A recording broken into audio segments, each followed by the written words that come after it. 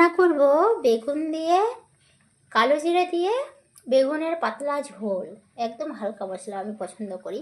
আর এখানে আলু সিদ্ধ দিয়েছি, সোয়াবিন আলুর ঝোল করব, কারণ আমি আলুর জলটা সবসময় ফেলেই দিই সেদ্ধ করে। আর ভাত হয়ে গেছে, চলো এবার তাহলে রান্নাটা সেরে নিই।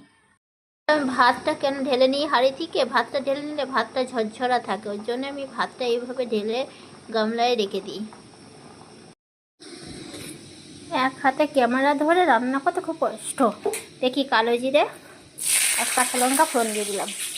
দেখো বন্ধুরা, আমি এবার তরকারিটা করবো বেগুনের ঝোল, পাতলা বেগুনের ঝোল। একদম কাঁচা লঙ্কা আর কালো জিরে ফোড়ন দিয়ে আমার মতন এমন হালকা মশলাই এবং বেগুনের ঝোল করে খেয়ে দেখবেন কত স্বাদ লাগে, পাতলা ঝোল। এবারে আমি নুনটা দিয়ে নেব। প্রথমেই বলেছি এই রান্নাটা বেশি মশলা দেবো না, এবার হলুদটা দিয়ে নেবো, ব্যাস, আর কোনো মশলা না, একদম হালকা পাতলা ঝোল করব।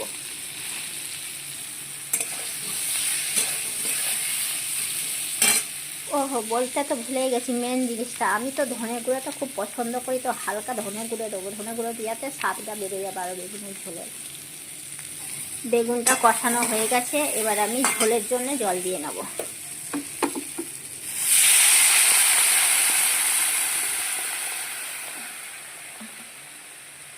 বেগুনের ঝোলটা ঠিক এমন পাতলা থাকবে। আমার বেগুনের ঝোলটা হয়ে গেছে, এবার আমি নামিয়ে নেব।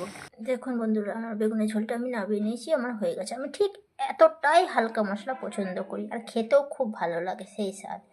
এবারে চলো আমি তাহলে সোয়াবিনের তরকারিটা করে নেব। হয়ে গেছে, এবার আমি সোয়াবিনটা ভেজে নেব।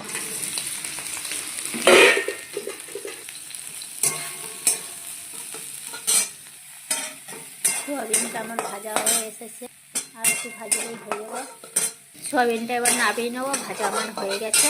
সোয়াবিনটা নামিয়ে নিলাম, এবার চলো আলুটা, জিরে আর তেজপাতা ফোড়ন দিলাম। সোয়াবিনের তরকারিটা করার জন্য এই যে আমার মশলা দেওয়া হয়ে গেলো। আমি গোটা মশলায় সোয়াবিনের তরকারিটা করবো। পেঁয়াজ কুচি, রসুন কুচি, এবার লঙ্কা, কাঁচা লঙ্কা দিয়ে আমি তরকারি করবো। আমার সব কাঁচা লঙ্কা দিয়ে তরকারি। পেঁয়াজটা একটু লাল হলে আমি আলুটা দিয়ে দেবো। পেঁয়াজটা ঠিক এমন লাল হয়ে এসছে, এবার আমি আলুটা দিয়ে নেব।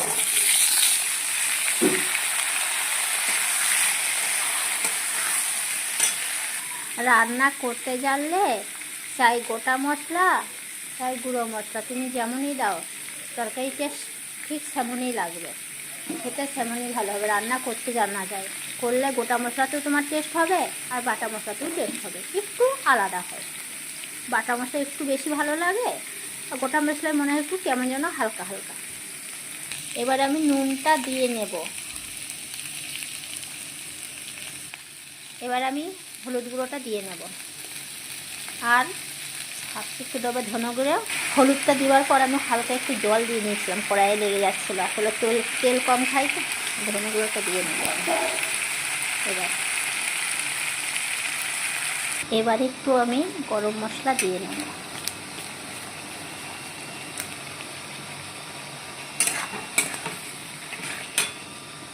আলুটা সেদ্ধ করে নিয়েছিলাম তো, ওর জন্য বারবার তরকারিটা নাড়তে নাড়তে লেগে যাচ্ছিল, কিন্তু এই সোয়াবিনের তরকারিটা হালকা মশলায় খেতে যা স্বাদ হবে বন্ধুরা, বানিয়ে আপনার। সোয়াবিনগুলো দিয়ে দিলাম।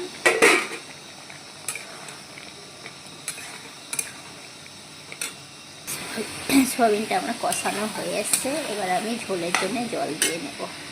এই যে এবার আমি জলটা দিয়ে নেব, কষানো হয়ে গেছে ঝোলের জন্যে।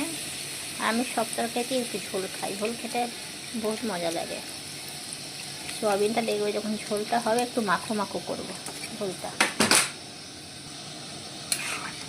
ঝোলটা একটু কমে আসলে নামিয়ে নেব, তরকারি আমার হয়ে যাবে।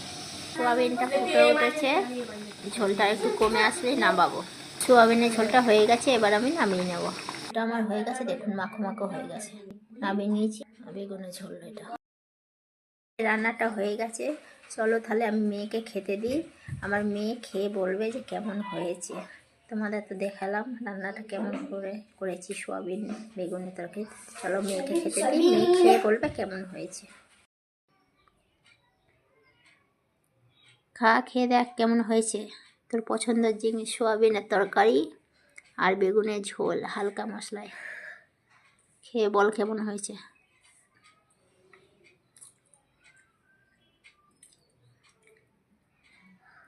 ও সেই স্বাদ। দেখি খেয়ে।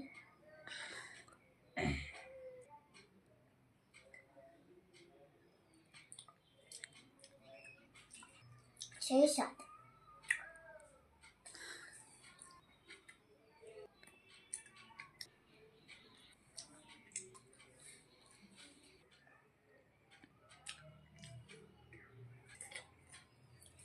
কাঁচা পেঁয়াজ ভাতের সঙ্গে হেভি লাগে।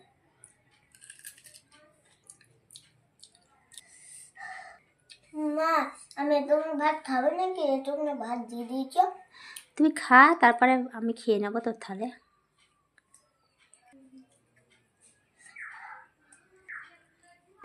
সবচেয়ে প্রিয় জিনিস সেই স্বাদ।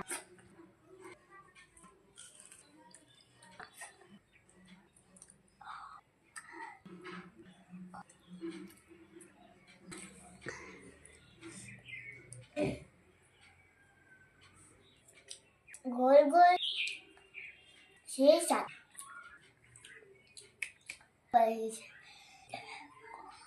কাঁচা লঙ্কা ঝাল, তাও তো ঝাল লাগছে।